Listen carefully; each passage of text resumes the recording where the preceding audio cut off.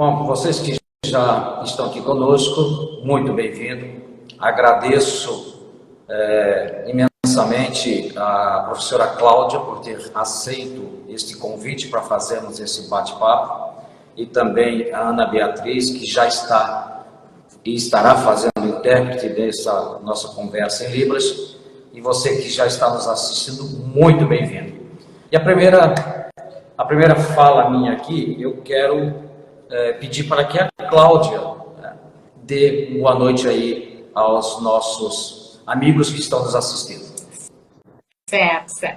Então, boa noite, Adalberto, boa noite a toda a tua audiência, as pessoas que já estão acostumadas a acompanhar o teu canal no YouTube, e boa noite a Ana Beatriz, que está aqui fazendo esse trabalho muito importante, que é a interpretação para a comunidade surda. E boa noite a todos que estão entrando, que estão querendo saber um pouquinho mais a respeito do que seja neuropsicopedagogia. E já vi aqui pessoas conhecidas, já vi amigos surdos, já vi familiares, então agradeço. E até quero aqui pedir, a Ana vai interpretar, quem for da comunidade surda pode colocar um "eu te amo", que a gente depois vai ver quantos amigos surdos estão aqui com a gente hoje. Joia. Então, para você que está nos assistindo, eu quero passar um pequeno currículo aqui da nossa convidada desta noite. Ela é pedagoga, né? O nome Cláudia Rosana Corgiostoni. É isso, né, Cláudia? Isso. É pedagoga, publicitária, neuropsicopedagoga. Eu estou lendo aqui porque é muita coisa. É terapeuta ABA, análise de comportamento autista. É especialista em atendimento educacional. Especialista em educação para surdos. Intérprete de Libras, que é a língua brasileira de sinais. Especialista em alfabetização e supervisão escolar. Alguma coisa mais que você queira acrescentar aqui neste currículo, Cláudia, que eu acabei esquecendo? Eu também sou publicitária. Tá certo. Publicitária também. Inclusive eu coloquei ali, também publicitária, mas...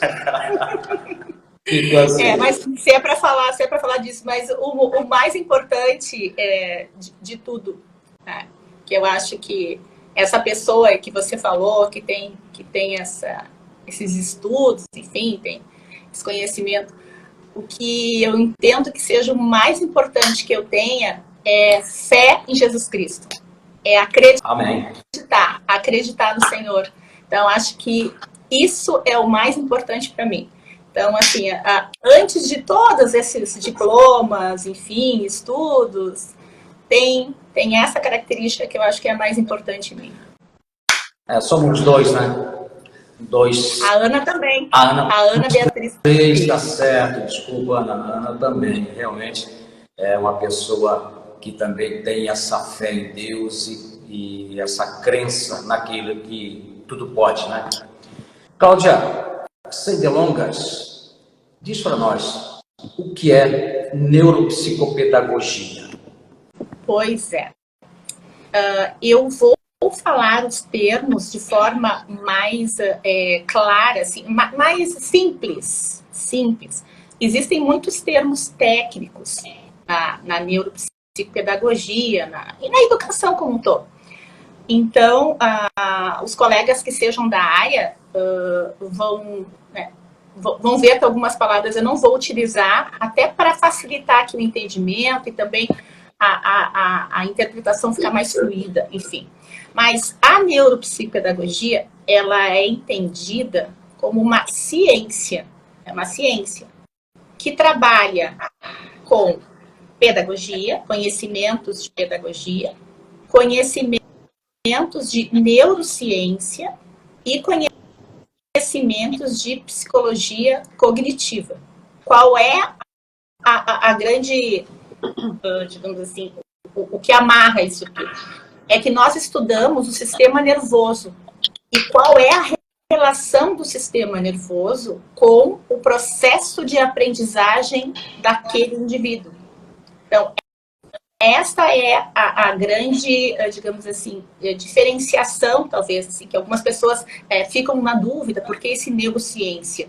Porque nós trabalhamos muito com o entendimento de como o cérebro, como funciona esse maravilhoso computador, que é o mais perfeito de todos que nós temos, que comanda todo o nosso corpo humano, nosso corpo, né, do ser humano.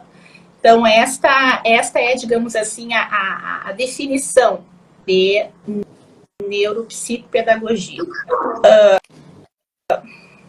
Objetivos. A gente tem como objetivo final, entendendo como o cérebro daquela pessoa funciona, entender e promover para este indivíduo realmente que o processo de aprendizagem flua, aconteça. Porque às vezes são barreiras que existem, simples até. Vou te dar um exemplo. Nós temos no nosso cérebro, né, falando só de dois lados mais simples, okay. O lado direito e o lado esquerdo. No lado direito, nós temos o que a gente chama assim de o lado mais criativo, mais emocional, mais colorido, digamos assim, né? O lado mais artístico. E o lado esquerdo é o lado do raciocínio lógico, da resolução de problemas, é um lado mais analítico, digamos assim. Se eu recebo, por exemplo, uma criança em sala de aula, né, ou num consultório, num atendimento, e essa criança vem com uma queixa de dificuldade de aprendizagem, eu também vou observar se ela é destra ou se ela é canhota. Se ela me apresentar ser canhota, ela tem muito mais, digamos assim, habilidade para as questões relacionadas à criatividade.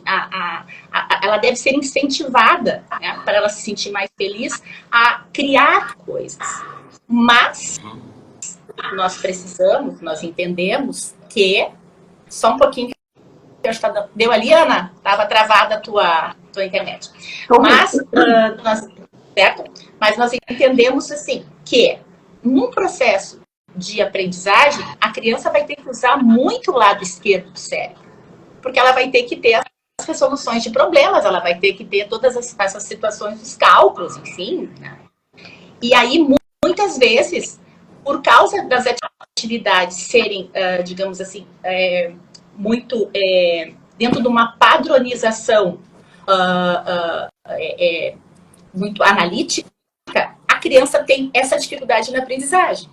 Então, eu observo isso e vejo quais são as características dessa criança, aonde ela não está se desempenhando bem, para então ativar dentro das minhas atividades aquilo que é importante, ou seja, é a linguagem na parte, digamos assim, da aprendizagem das palavras, na oratória,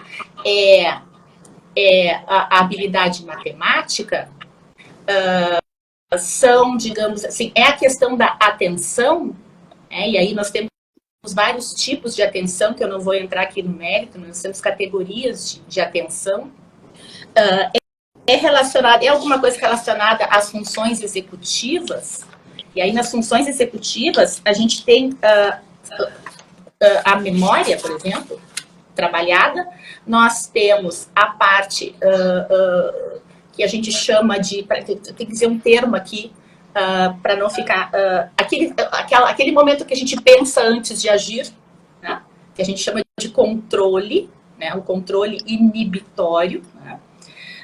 Nós temos também a questão de ter flexibilidade na cognição para se adaptar a novos ambientes, para resolver problemas. Isso está dentro das funções executivas.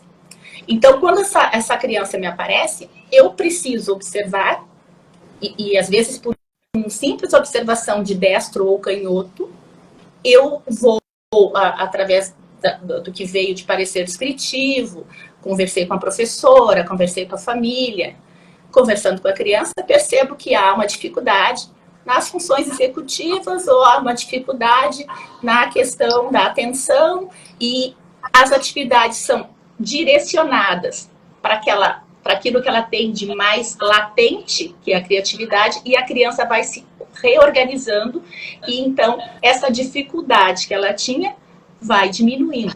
Para entendermos aqui, Cláudia, para entendermos aqui, então você consegue definir essas questões todas apenas olhando e vendo se a criança ela é destra ou canhota? Você já consegue definir e dar um tratamento diferenciado, é isso? Eu te digo assim, eu no caso, na minha prática, eu gosto muito de observar isto também, não é somente, né? Eu te dei um exemplo, te dei um exemplo. Esse estudo, quem trouxe muito forte foi a doutora Laura Guilhotto, a respeito dessas observações com relação ao lado dominante do cérebro e como é, então, essa dificuldade da criança na questão da aprendizagem, do processo de aprendizagem, né? Todo um processo.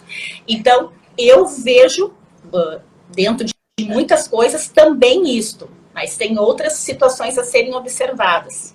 É bastante coisa, Adalberto, sabe? Se nós formos falar de tudo assim que abrange dentro de uma sala de aula ou dentro de um atendimento individual, é bastante assunto. Então, e nessa questão aí, dos objetos, né, que você começou a falar, os objetivos de atuação, né, você começou a comentar alguma coisa, no que mais pode ser aprofundado, qual a maior necessidade, a carência de uma criança para que você possa intervir e ajudá-la no aprendizado? Como a neuropsicopedagogia também trabalha a análise do comportamento, né? Nós trabalhamos com a psicologia cognitiva, né? Aquela parte, então, como é que é a cognição desse comportamento mesmo. Muitas crianças, por exemplo, que tenham um transtorno, déficit de atenção, um transtorno do espectro autista, um transtorno TOC, por exemplo, que é aquele obsessivo compulsivo, ou transtorno opositor desafiador, que é o TOD. Essas crianças, elas muitas vezes trazem dificuldades muitas vezes de relacionamento, né, de comportamento e de relações sociais. Tanto na comunicação, né, como ela se comporta, a linguagem corporal dela, como ela se comunica, quanto em relacionar-se com seus pares ou com quem é ali a autoridade dentro daquele lugar, né? No lugar, numa sala de aula, a professora ou a monitora junto, em casa, os pais ou quem cuida, né, uma babá, enfim. E esse comportamento, nós também conseguimos, dentro da neuropsicopedagogia, ajudar bastante encontrando aquilo que está sendo difícil, aquilo que está sendo para ele, digamos assim, desafiador, está sendo desconfortável, ele não está conseguindo dar conta daquela situação. A gente também tem os nossos momentos, digamos, de terapia, né? Seja uma terapia ocupacional, uma terapia, uma atividade de trabalho mesmo, de executar, ou algo lúdico, ou trabalhar com música, né? Uma musicoterapia, então uma arte-terapia. Tudo isso nós podemos entregar para esta criança, todas essas técnicas, para então ajudá-lo também neste ponto, né, de relacionamento, de comportamento. Eu tenho acompanhado e tenho visto, né, como a gente está sempre envolvido com o público, envolvido nas igrejas, e presto atenção em algumas situações, e uma que eu tenho visto muito, e gostaria que você explicasse para nós o que seria. A pessoa está completamente desligada, tem 2, 3 pessoas conversando e uma está completamente fora dali, parece que não está focada naquilo, está pensando em outra, olhando em outros lugares, qualquer coisa chama a atenção, mas se perguntar alguma coisa daquela conversa ali, naquele grupo, ela sabe, mesmo estando aparentemente desligada, está ouvindo e entendendo tudo que está conversado. O que é isso, por favor? Olha, essa pessoa, ela tem um tipo de atenção que a gente chama, que é a atenção dividida. A atenção muito bem, ela bem desenvolvida. A atenção, ela pode ser concentrada, pode ser alternada e pode ser dividida. A dividida é justamente aquela onde a gente consegue fazer 2 coisas bem feitas. A gente consegue dar conta. Tá? Então, ela tem um momento de concentrar-se, né, em algo que ela está pensando, e a audição dela, então, ela está, digamos, com a visão para um lado, mas a audição está realmente naquele ambiente. E você sabe, né, Alberto, a gente tem aquela diferença. Nem todo mundo, muitas pessoas ouvem, mas nem todos escutam, no sentido realmente de escutar, entender, né? Processar a informação. Né? Então, esta é uma dificuldade que nós estamos, inclusive, vivenciando com muita violência, assim, agressividade na sala de aula, em função das crianças estarem envolvidas com telas durante muito tempo de um dia. Então, as crianças estão desatentas, estão com a sua atenção concentrada, dividida, alternada, numa grande confusão, porque elas estão somente olhando para algo que já traz soluções rápidas. Então, quando nós estamos fazendo uma aula, né, dando aula, e eu sou professora de alfabetização num turno, né, da semana, na rede pública, a gente percebe o quanto essas crianças, elas estão desfocadas, desinteressadas, desatentas. E não quer dizer que essa criança seja uma criança que tenha um transtorno de déficit de atenção e hiperatividade. Porque temos que ter muito critério e não ficar determinando que as crianças, que a pessoa, por ter determinada característica ou habilidade, ela já tem um rótulo, né, sem ter passado por toda uma avaliação. Então, essas são situações. Então, esta pessoa que você me diz, me parece, né, eu não a conheço, que ela tem realmente uma grande habilidade, né, dentro dessa sua atenção, né, dessa sua atenção dividida. Me parece. Né? Mas teria que ver um pouquinho mais, né? Não te coloco assim.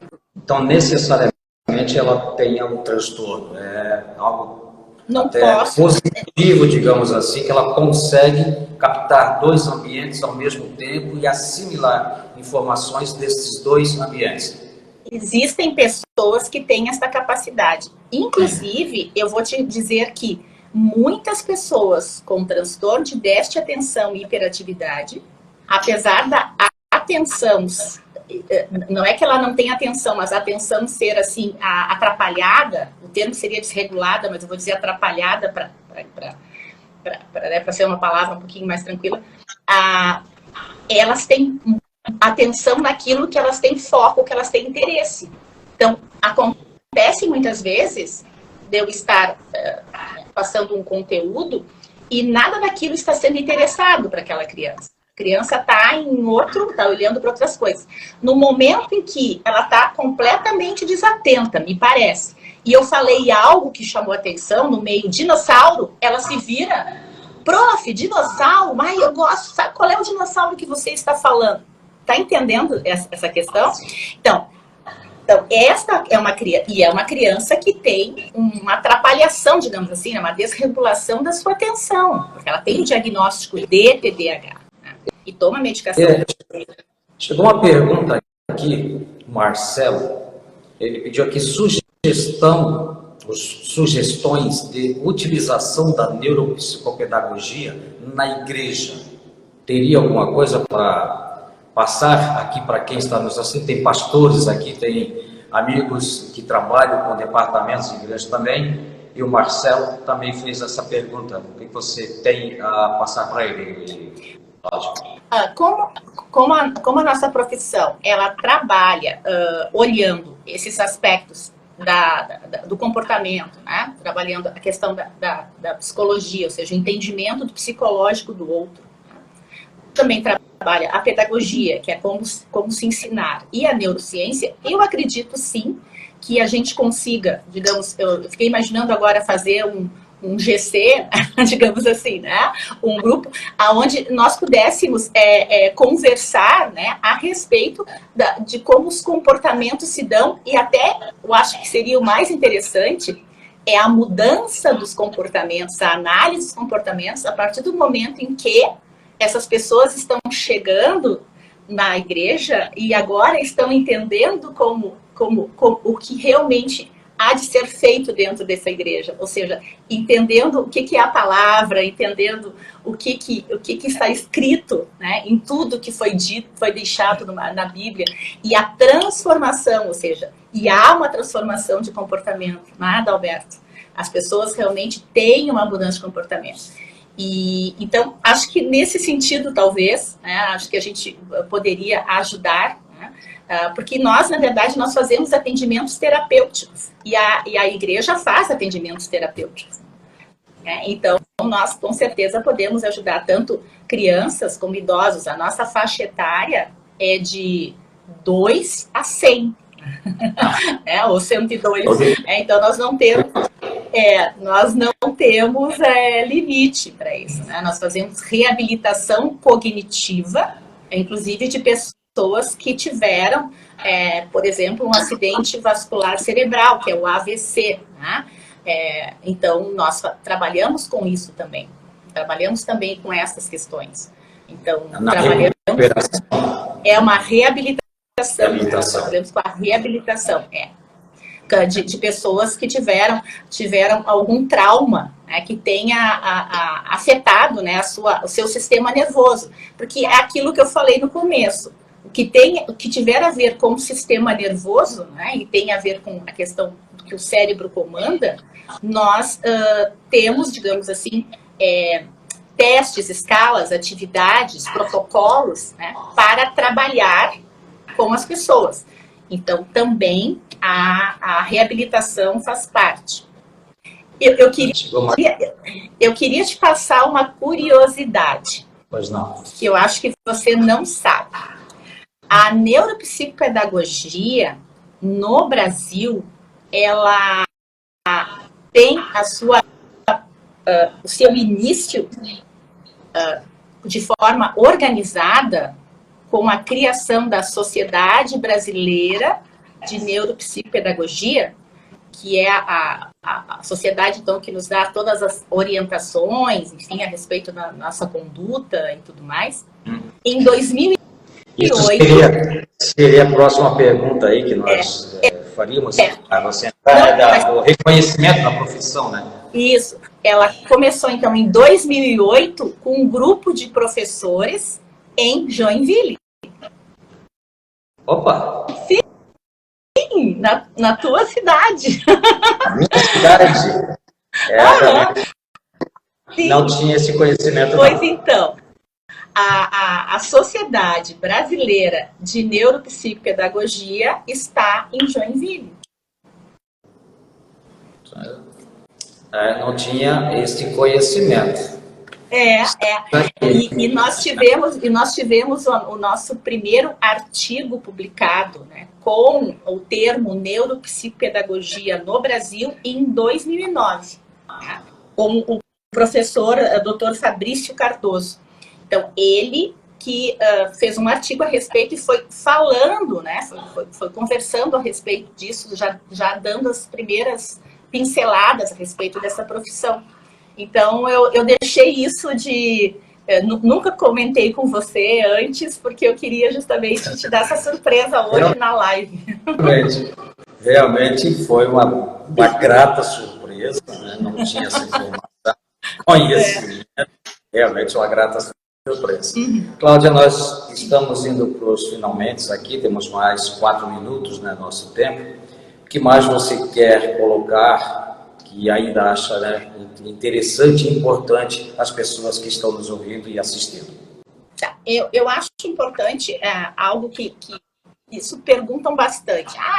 Por que agora tem tanto autista ou tem tanto TDAH? As pessoas perguntam. Hoje nós temos a cada 36 nascimentos no Brasil um autista. Porque hoje, né, 2024, nós já temos muitos estudos, muitos artigos publicados, muitas observações, né, na área médica, né, dos neurologistas, dos psiquiatras, dos neuropsicólogos e depois psicólogos, neuropsicopedagogos, psicopedagogos, enfim, a respeito dos transtornos.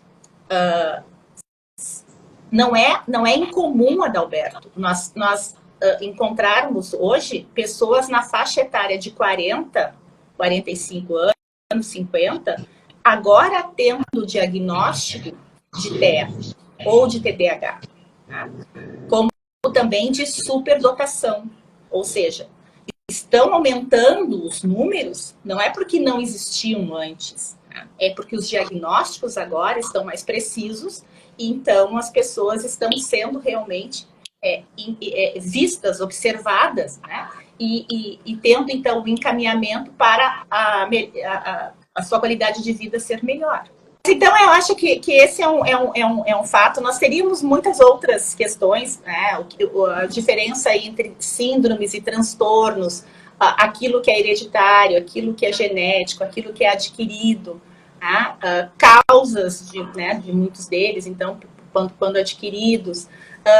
Teríamos muitos assuntos, né? Se a gente vai pegar cada um desses assuntos, quais são as comorbidades, por exemplo, no autismo. O autismo, pensa o autismo como um guarda-chuva, né? E aí as varetas são comorbidades, são outras doenças que podem vir junto com o transtorno do espectro, por isso que é espectro, né?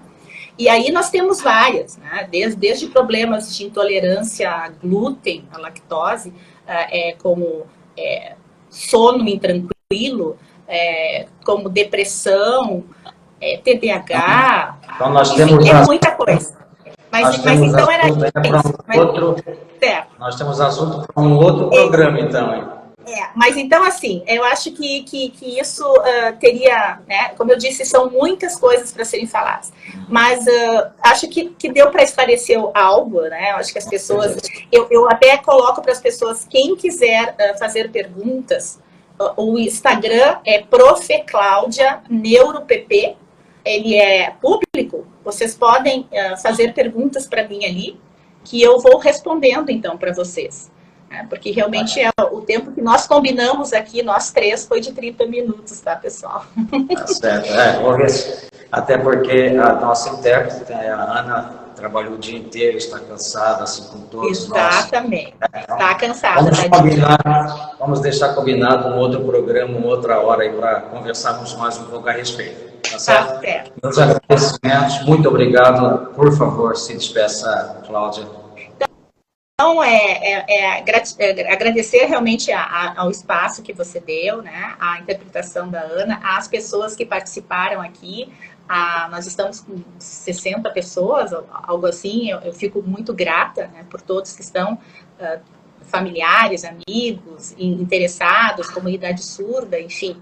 E dizer que é um assunto muito intrigante, eu acho um assunto muito importante falar sobre o cérebro. Eu sou apaixonada pelo cérebro e a célula que eu mais acho linda, assim, é o neurônio. Acho o neurônio a célula mais linda. Muito obrigado por ter aceito o convite. Ana Beatriz, obrigado por participar conosco também. E você que nos assistiu. Esse foi o programa da Adalberto Evangelista e estaremos salvando ele e posteriormente estaremos colocando no nosso canal do YouTube para você querendo assistir novamente, fique à vontade. Uma boa noite a todos, boa noite, Cláudia, boa noite, Beatriz, e fiquem todos com Deus. Boa noite. Um abraço. Obrigada. Valeu, tchau, tchau. Tchau.